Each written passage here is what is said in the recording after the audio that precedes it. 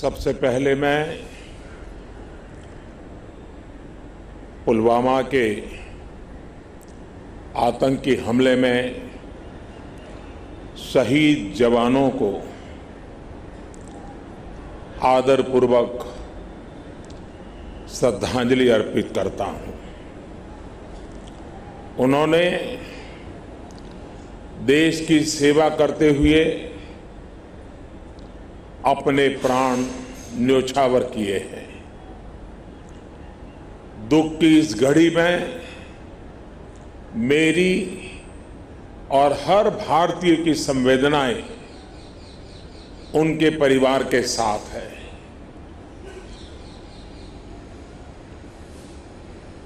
इस हमले की वजह से देश में जितना आक्रोश है, लोगों का खून खौल रहा है, ये मैं भली भांति समझ पा रहा हूं। इस समय जो देश की अपेक्षाएं हैं, कुछ कर गुजरने की भावनाएं हैं, वो भी स्वाभाविक है। हमारे सुरक्षा बलों को पूर्ण स्वतंत्रता दे दी गई है।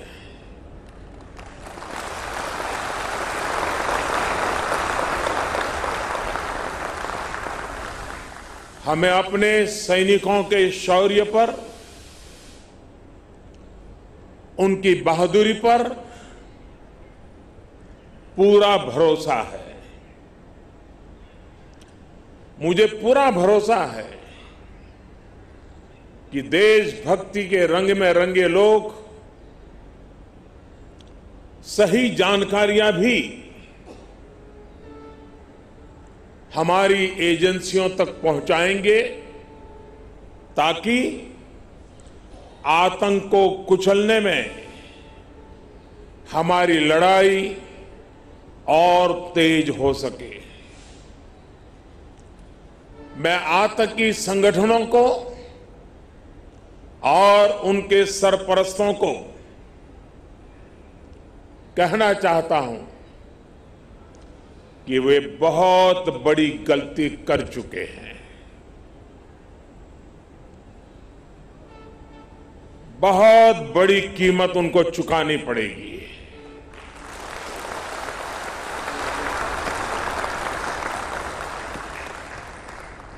मैं देश को भरोसा देता हूं कि हमले के पीछे जो ताकतें हैं, इस हमले के जो भी गुनहगार हैं, उन्हें उनके किए की सजा अवश्य मिलेगी।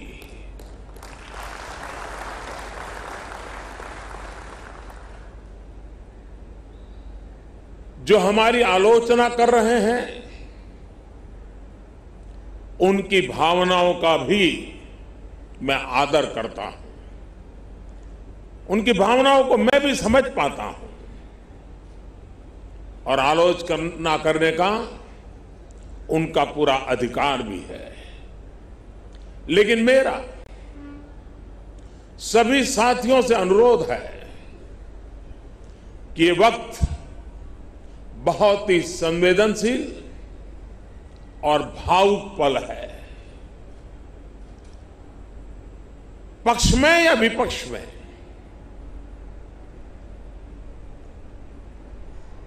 हम सब राजनीतिक छींटाकशी से दूर रहें। इस हमले का देश एकजुट होकर के मुकाबला कर रहा है।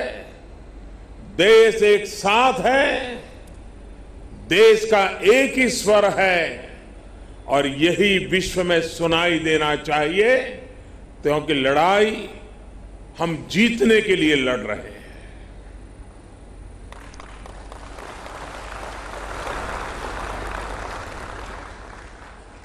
पूरे विश्व में अलग थलग पड़ चुका हमारा पड़ोसी देश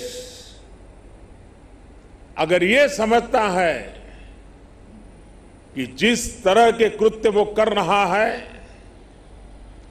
जिस तरह की साजिश रच रहा है, उससे भारत में अस्थिरता पैदा करने में सफल हो जाएगा, तो वो ख्वाब हमेशा हमेशा के लिए छोड़ दे।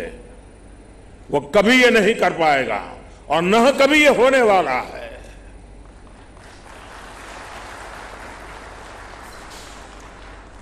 इस समय बड़ी आर्थिक बहाली के दौर से गुजर रहे हमारे पड़ोसी देश को यह भी लगता है वो ऐसी तबाही मचाकर भारत को बदहाल कर सकता है, उसके ये मंसूबे भी कभी पूरे होने वाले नहीं हैं।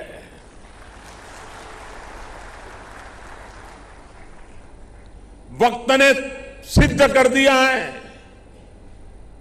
कि जिस रास्ते पर वो चले हैं वो तबाही देखते चले हैं, और हमने जो रास्ता अख्तियार किया है वो तरक्की करता चला जा रहा है।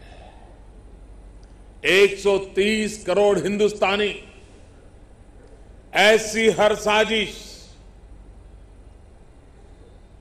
ऐसे हर हमले का मुंह तोड़ जवाब देगा।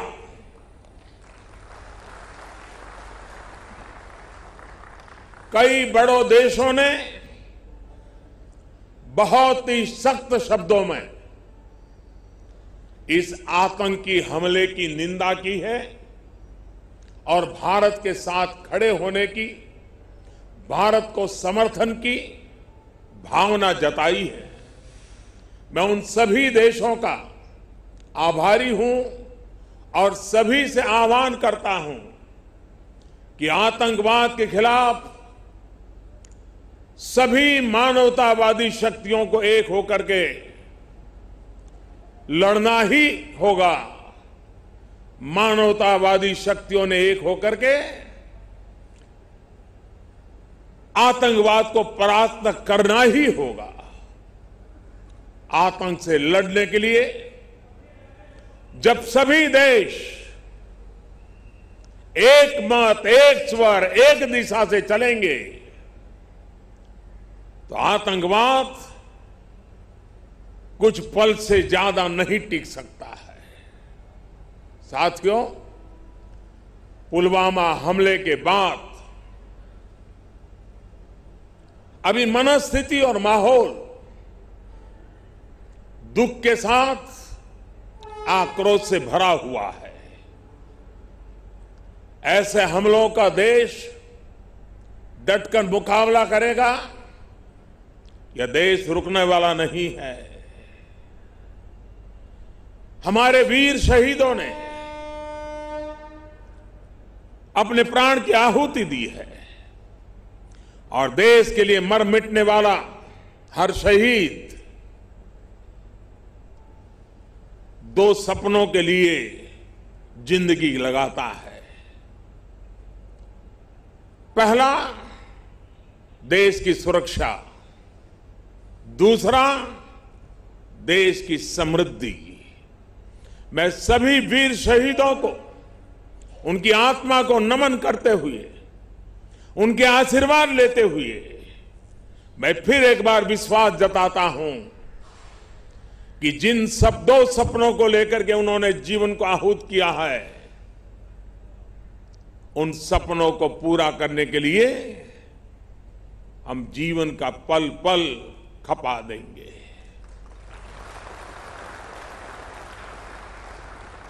समृद्धि के रास्ते को भी हम और अधिक गति दे करके, विकास के रास्ते को और अधिक ताकत दे करके हमारे इन वीर शहीदों की आत्मा को नमन करते हुए आगे बढ़ेंगे। और उसी सिलसिले में मैं वंदे भारत एक्सप्रेस के कॉन्सेप्ट और डिजाइन से लेकर इसको जमीन पर उतारने वाले हर इंजीनियर, हर कामगार का आभार व्यक्त करता हूं। चेन्नई में बनी ये ट्रेन दिल्ली से काशी के बीच पहला सफर करने वाली है।